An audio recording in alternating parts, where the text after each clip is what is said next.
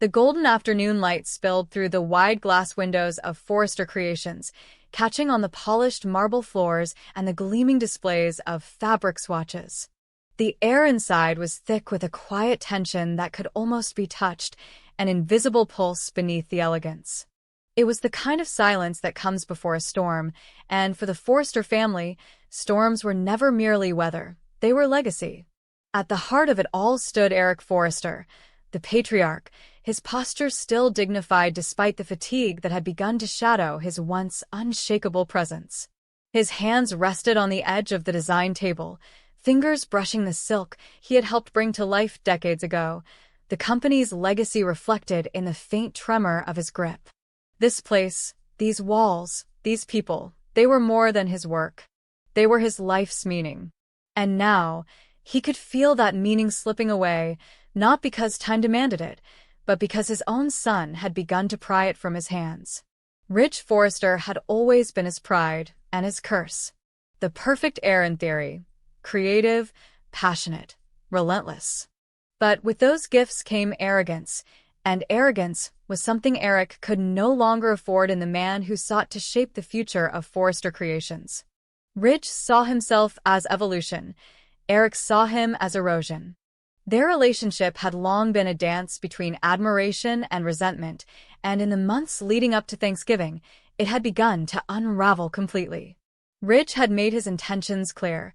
He believed it was time for his father to retire, to step aside gracefully before age or illness made that decision for him. But Eric was not a man who accepted endings easily. The thought of surrendering his life's work to someone who saw it as a brand instead of a legacy made his blood burn with quiet fury.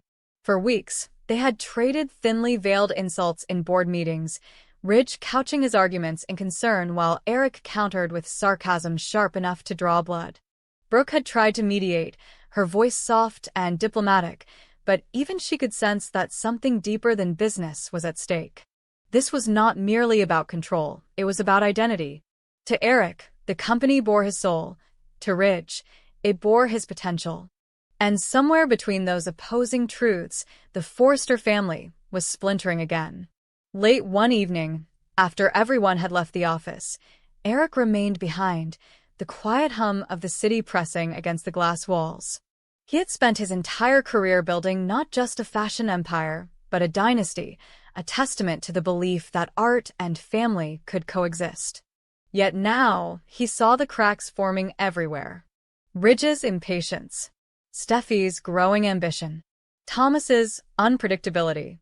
Even the Logan influence, Brooks and Hope's fingerprints, seemed to reach into decisions that once belonged solely to the Forresters. He feared that once he was gone, Forrester Creations would be torn apart piece by piece, not by outsiders, but by his own blood. And so, as the night deepened, Eric did something he had never done before. He took out a folder labeled private and began drafting a new document. The pen felt heavy in his hand, each stroke deliberate, each word a quiet rebellion.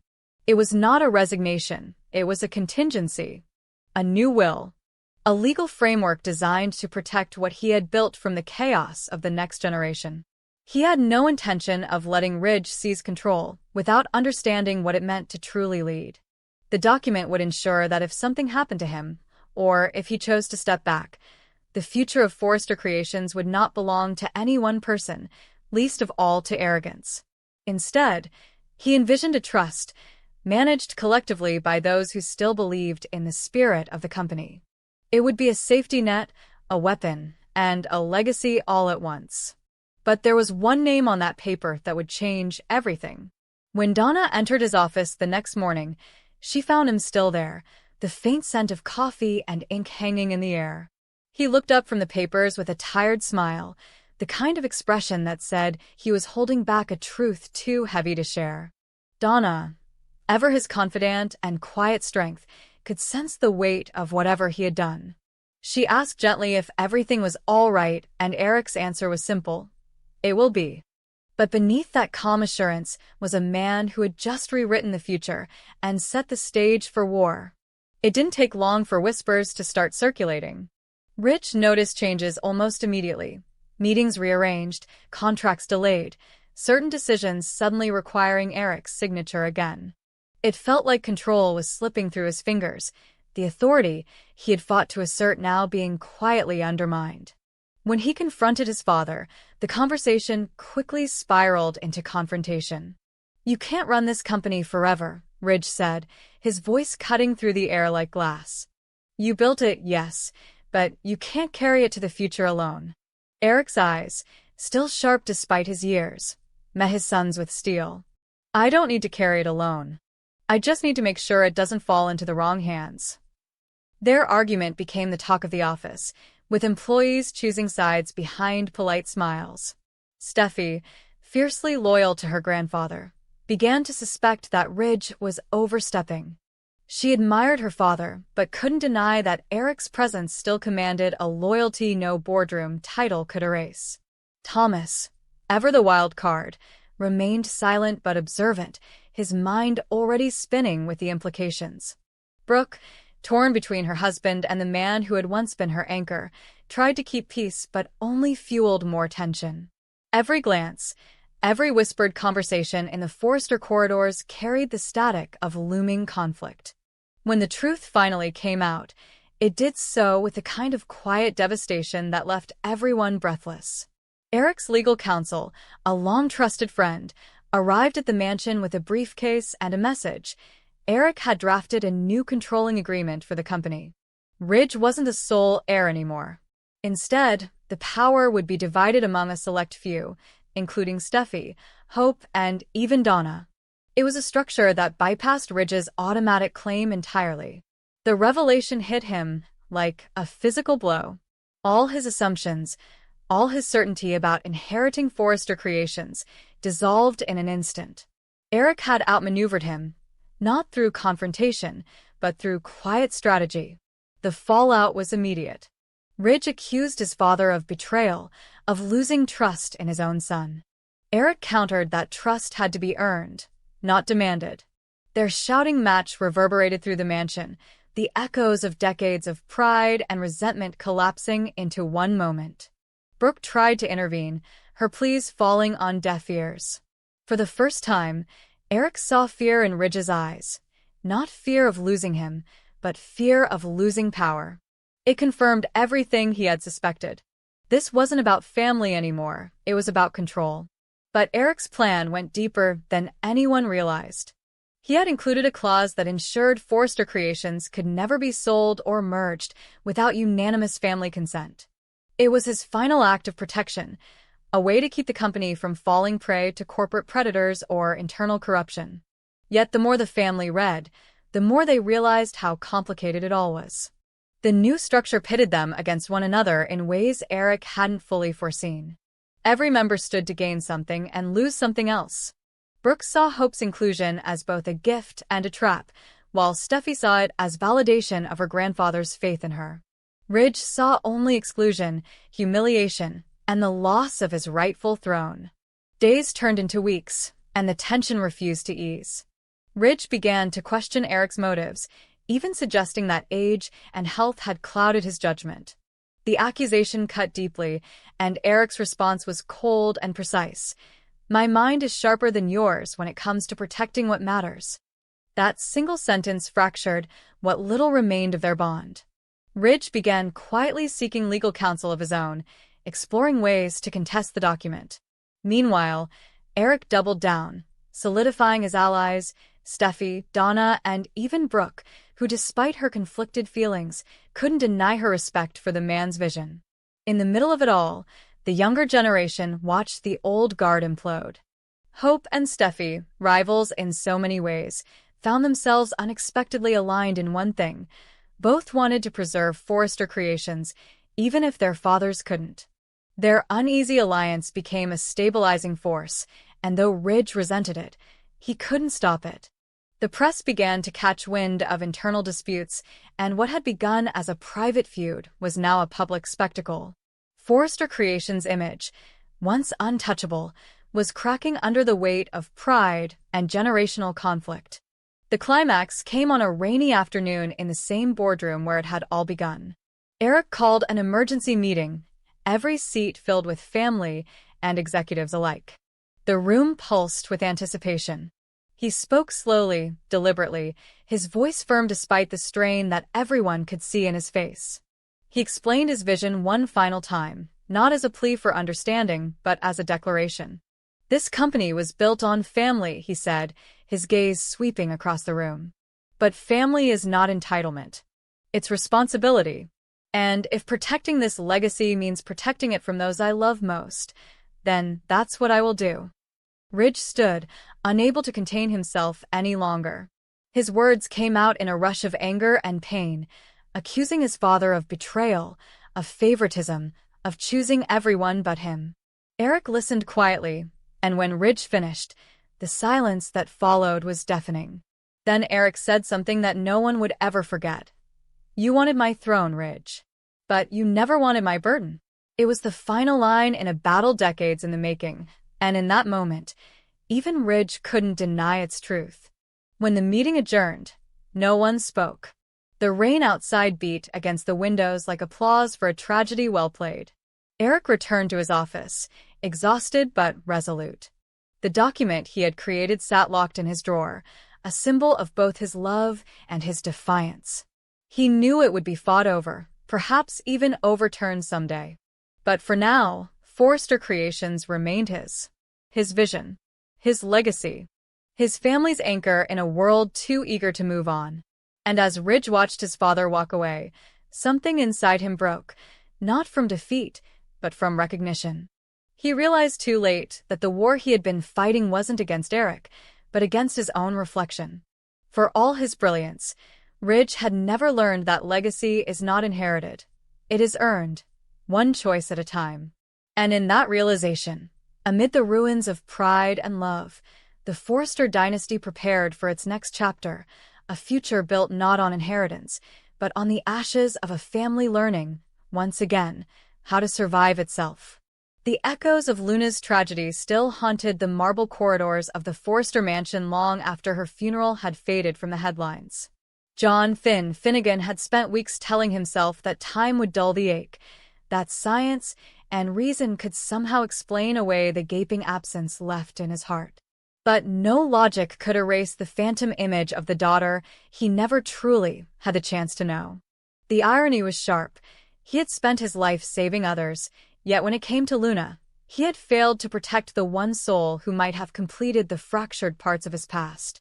He had treated her as a distant relative, a gentle young woman connected through family threads that were more tangled than anyone had dared to admit. Only after her death did Poppy's confession make sense. Luna was his blood, his child, the living embodiment of a truth she had buried out of fear, pride, and regret.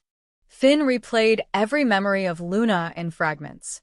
Her laugh, the way she avoided eye contact when nervous, the spark of ambition in her eyes that reminded him painfully of his own youthful drive.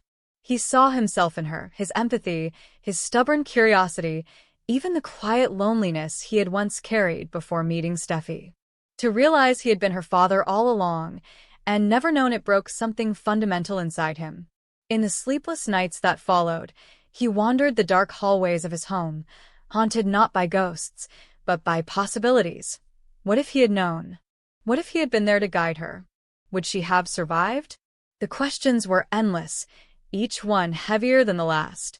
Steffi watched him unravel quietly, her own grief taking a different shape.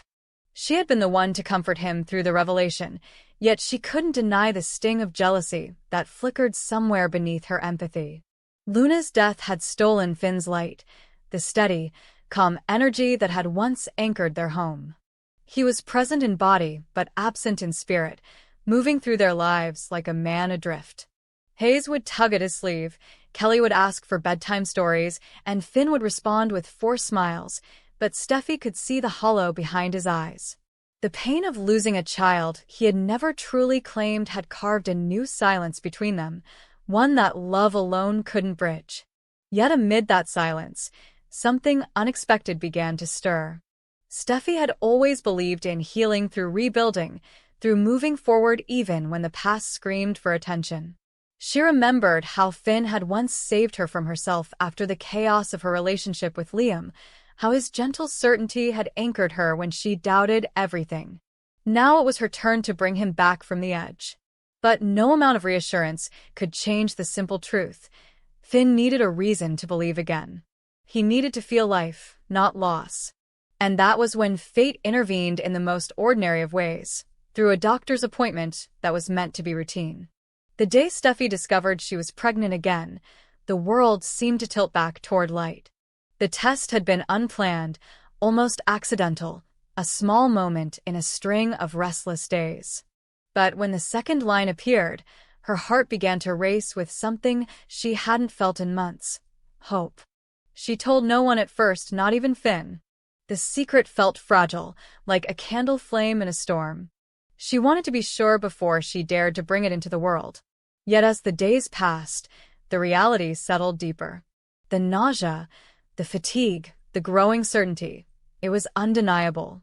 And for the first time since Luna's death, Steffi smiled without forcing it. When she finally told Finn, it was in the quiet of their living room, the same space where grief had once settled like dust. His reaction was not what she expected. He didn't shout, didn't cry, didn't collapse. Instead, he froze. His breath caught somewhere between disbelief and awe. Then, slowly, as if thawing from a long winter, tears filled his eyes. He reached out, resting a trembling hand on her stomach, and for a fleeting moment, the world was still. The pain, the guilt, the unanswered questions, they all seemed to fade beneath the promise of new life. "I won't fail this time," he whispered, not as a vow to her, but as a promise to himself. The months that followed became a delicate balancing act between joy and fear. Finn threw himself into preparing for the baby's arrival with the same precision he brought to his surgeries. He redecorated the nursery, studied prenatal health obsessively, and attended every appointment with quiet devotion. Yet Steffi knew that beneath his excitement lay a deeper current of unease. He was haunted by the idea that fate might punish him again, that loving too much was an invitation for loss. She caught him staring at old photos of Luna, tracing her face with a finger as if memorizing the contours of what could never be. Steffi didn't stop him. In her heart, she knew Luna's memory wasn't competition, it was foundation. When the ultrasound revealed they were having a girl, Finn's composure shattered. He had prepared himself for anything, another boy, another chance to build, but not this. A daughter meant confronting everything he had lost. Yet instead of breaking him, the news transformed him. For the first time since Luna's death, he smiled in a way that reached his eyes. "She'll never feel unloved," he said softly, almost to himself. It wasn't about replacing Luna. It was about redemption, about proving to himself that love, when met with truth, could heal even the deepest wounds. But not everyone shared their optimism. Poppy reappeared weeks later, her guilt gnawing at her from the inside out. She came not as a mother seeking forgiveness, but as a woman crushed by her own cowardice. Her decision to hide Luna's parentage had destroyed more lives than she ever intended. Seeing Finn and Steffi expecting rekindled something bittersweet in her, the knowledge that Luna should have been part of this joy. Finn's reaction to her visit was calm, too calm. He didn't raise his voice or accuse her of anything. He simply looked at her as though she were a reminder of a life that had been written in invisible ink. "You can't rewrite what's gone," he told her, "but you can honor it." His forgiveness wasn't complete, but it was enough to set both of them free from the endless spiral of guilt. As Steffi's pregnancy advanced, the world around them began to shift. The Forresters, always a dynasty of drama, found themselves unexpectedly united by the promise of new life. Ridge softened, Brooke became protective of Steffi in ways that surprised even her, and Hope, still grieving her own shattered future, found a strange sense of healing in helping Steffi plan the nursery. Even Liam, ever the ghost lingering at the edge of Steffi's story, stepped aside gracefully, recognizing that this time, her happiness was beyond his reach. It was Finn who carried the quiet strength that everyone leaned on. He had become the heart of the family, not because he was perfect, but because he had learned to live with imperfection. When the day finally came, the storm outside mirrored the chaos of their emotions. Steffi's labor was long and difficult, testing Finn's resolve in ways he had never imagined. As a doctor, he had delivered countless babies, but this time, every contraction felt like a battle between fear and faith. Hours passed before the cry of their daughter filled the room, a sound so pure it seemed to cut through the grief of years. Finn held her in his arms, her tiny fingers curling around his, and something inside him broke open. This wasn't just his daughter.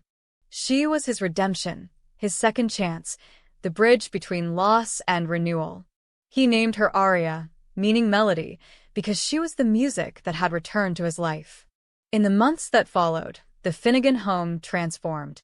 Laughter replaced silence. Light replaced shadows. Finn became the father he had always dreamed of being, gentle yet fierce, patient yet protective. Every milestone Aria reached was a small miracle, a reminder that life, despite its cruelty, had chosen to give him another chance. Steffi watched him with quiet pride, knowing that their love had survived the worst storms and emerged stronger. She often thought of Luna too, especially during the quiet hours of the night when Aria slept peacefully. Sometimes she imagined Luna watching over them, not with resentment, but with peace. Finn's journey wasn't about erasing the past, it was about learning to live with it. Luna's absence would always be a scar, but it no longer bled. It was a part of him, a reminder that even broken hearts could beat again if given a reason. As he stood one evening holding Aria by the window, the sunset painting their reflections in gold, he whispered a silent prayer, not for forgiveness, but for gratitude. He had lost a daughter to secrets and silence, but now he had another chance to live in truth. And in that truth, he found something he thought he had lost forever: peace. The bold and the beautiful often thrived on chaos, but for once, the story of Finn and Steffi wasn't about scandal, it was about survival. It was about love reborn from ashes, about the way grief and hope can coexist in the same heartbeat. And as Finn kissed his daughter's forehead, promising her a life free from the lies that had haunted his own, the audience knew one thing: this was not the end of his story. It was the beginning of something far more profound, a legacy not built on wealth or fame, but on forgiveness, truth, and the courage to start again. The holiday season had arrived in Los Angeles, but at the Forrester Mansion, beneath the twinkling chandeliers and the immaculate floral centerpieces, the warmth of Thanksgiving was threaded with quiet tension. The Forrester family, always picture-perfect in the public eye, gathered around tables heavy with golden turkeys, crystal goblets, and 1,000 unspoken rivalries. Laughter echoed down the corridors, yet underneath it lay the familiar hum of unresolved desires and jealous ghosts. Among the faces glowing under candlelight was Taylor Hayes, radiant, self-contained, and for the first time in a long while, not defined by her past. She smiled more easily these days, her laughter carrying a new kind of melody, one that didn't tremble under the weight of Ridge Forrester's shadow. To the untrained eye, she looked like a woman who had moved on. But to those who knew her story, there was something almost defiant in the way she carried herself that evening, like a woman who had finally decided to live for herself. Taylor's independence, once born of heartbreak, had begun to transform into something luminous. Her children had noticed it first: the lightness in her step, the quiet hums in the morning, the phone calls she didn't explain. What none of them realized, at least not yet, was that someone new had entered her life. Deacon Sharp, the charming, unpredictable owner of Il Giardino, had found his way into her orbit in the most unexpected of ways. What began as friendly conversation over coffee after a charity meeting had turned into something that neither of them could quite categorize. There was an ease between them, an unspoken understanding between two people who had made too many mistakes to still be ashamed of them. For Deacon, Taylor wasn't just another fleeting connection. She was calm in human form, a contrast to the chaos that had consumed his life with Sheila Carter. For Taylor, Deacon represented something she hadn't felt in years: danger wrapped in honesty. Their chemistry was impossible to ignore. Even staff at Il Giardino had begun whispering about how often Taylor visited the restaurant under the guise of checking in on her new community wellness project. She would sit at the bar, always ordering sparkling water with lemon, and Deacon would emerge from the kitchen wiping his hands on a towel, pretending it was coincidence. The way his eyes softened when he saw her didn't go unnoticed. And though she told herself it was innocent, Taylor couldn't deny the flicker of electricity each time his hand brushed hers as he poured her drink. She wasn't naive. She knew Deacon's reputation, knew the danger of proximity to a man still half-tethered to the volatile orbit of Sheila Carter, but she also knew what it felt like to live without passion. She had spent too many years waiting for Ridge to remember that she existed. This time, she wasn't waiting for anyone. But nothing in Los Angeles stayed secret for long, especially not in the Forrester universe. It began as murmurs, an unexpected sighting of Taylor and Deacon laughing at Il Giardino late one evening, a fleeting photograph snapped by a gossip columnist, a comment overheard by Brooke Logan's assistant. By the time the Thanksgiving dinner began, the whispers had already reached Ridge. He had told himself he didn't care. He was happily married, after all, again, to Brooke, the woman he had always claimed was his destiny. And yet, as he watched Taylor from across the room, radiant in a soft silver dress that caught the light each time she moved, something inside him tightened. It wasn't love, not exactly. It was possession, the quiet, ugly kind that refuses to let go even when you no longer want what you've lost. Brooke noticed it too. She always did. Her husband's gaze lingered just a little too long on his ex-wife, his smile fading into something almost wistful. Brooke, ever the master of poise, maintained her composure, but beneath her calm exterior, her pulse quickened with irritation. Ridge had promised her he was done looking back, that his heart was firmly in the present. But she had seen that look before, the one that meant Ridge was no longer as certain as he claimed to be. Taylor, for her part, felt the weight of Ridge's eyes on her, but refused to look back. For once, she didn't owe him that satisfaction. Her laughter that night belonged to herself, and to the memory of Deacon's voice echoing in her mind from their last conversation. You deserve someone who looks at you and doesn't see competition, Taylor, just peace. Across town, Deacon was closing up his restaurant, unaware that his name was already circulating in Forrester conversations. His relationship with Sheila had been deteriorating for months, an inevitable implosion between two people who loved as destructively as they lived. He knew it was only a matter of time before she sensed the distance between them, before she realized that his heart had begun to wander somewhere safer, quieter. Taylor was that refuge. But Deacon wasn't foolish enough to believe that the world would let him have her easily. Ridge had never forgiven him for his past, and the idea of crossing that line again, of being entangled with another Forrester woman, would ignite every old rivalry. Still, Deacon couldn't help himself. When he thought of Taylor, something in him softened. She made him want to be better, and that, for a man like him, was more dangerous than any of Sheila's threats. The next morning, as the Forrester family gathered for brunch, the tension in the room was almost theatrical. Ridge's son, Thomas, was the first to bring it up, half-jokingly, as if testing the waters. So, Mom, we heard you've been spending a lot of time at Il Giardino lately. Should we expect free pasta for life? The comment drew laughter, but Ridge's reaction was immediate and sharp. Deacon Sharp's restaurant, he asked, his tone dripping with quiet disbelief. The room fell silent. Taylor met his gaze evenly, her voice calm but firm. It's a restaurant, Ridge. Not a scandal. But his expression betrayed the storm inside him. It wasn't jealousy he felt. At least that's what he told himself. It was concern. Concern that Taylor, the woman he had once loved deeply, was once again choosing the wrong man. That night, Ridge confronted Deacon at Il Giardino. The encounter was civil at first, but the tension between the two men was palpable, a relic of old wars reignited under new circumstances. You couldn't stay away from my family, could you? Ridge's voice was low, measured, but the venom beneath it was unmistakable.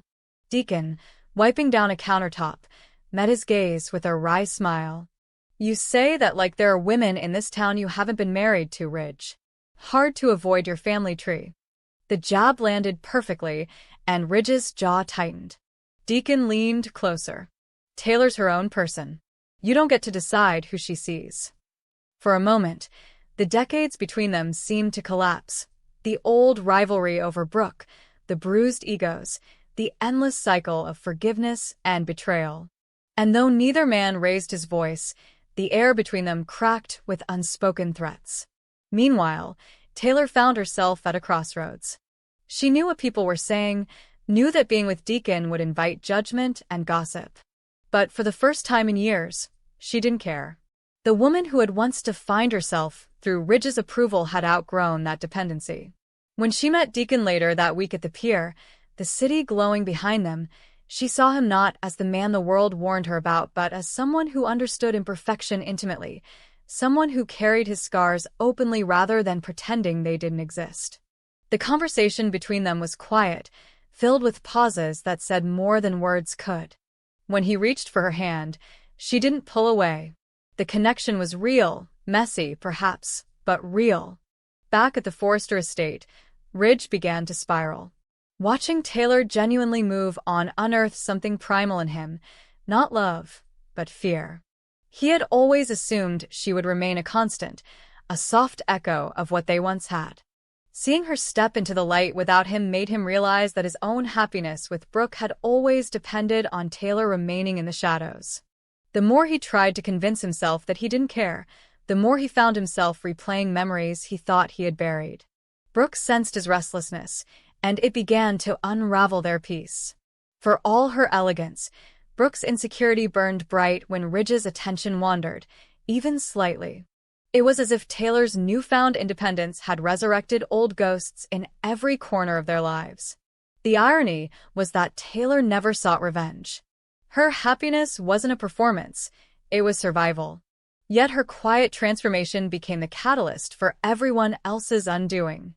Deacon, emboldened by her presence, began to stand up to Sheila, pushing her further away.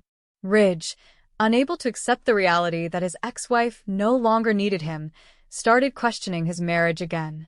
And Brooke, sensing history's cruel repetition, began to fight ghosts she couldn't see. The drama that followed was inevitable, a swirl of jealousy, regret, and fragile pride, all orbiting around one simple truth: Taylor Hayes had finally learned to live without permission. By Christmas, the Forrester family had settled into a new, uneasy rhythm. Taylor and Deacon's relationship had become public knowledge, splashed across tabloids and whispered about in every corner of Los Angeles. Yet through it all, Taylor remained calm. Her dignity disarmed even her harshest critics. She wasn't chasing youth, or revenge, or validation. She was chasing peace. And in Deacon, flawed as he was, she found someone who didn't demand perfection. Their connection wasn't the fairy tale the Forresters built their empire on. It was something more human, more fragile, but infinitely more real. And though Ridge would never admit it aloud, there were nights he lay awake beside Brooke, staring at the ceiling, wondering if he had made a mistake. For the first time in years, the tables had turned. Taylor no longer waited for him to choose her. She had chosen herself, and someone else had chosen her too. The realization stung, not because Ridge still loved her, but because he finally understood what it felt like to be left behind. In the glittering world of the bold and the beautiful, where love stories are often written in cycles of betrayal and redemption, Taylor Hayes' quiet transformation was the rarest kind of revolution, one born not of vengeance, but of self-respect. And as Los Angeles shimmered beneath the winter lights, one thing became certain. The woman who once loved Ridge Forrester more than herself had finally found a new kind of love, one that no man, not even Ridge, could ever...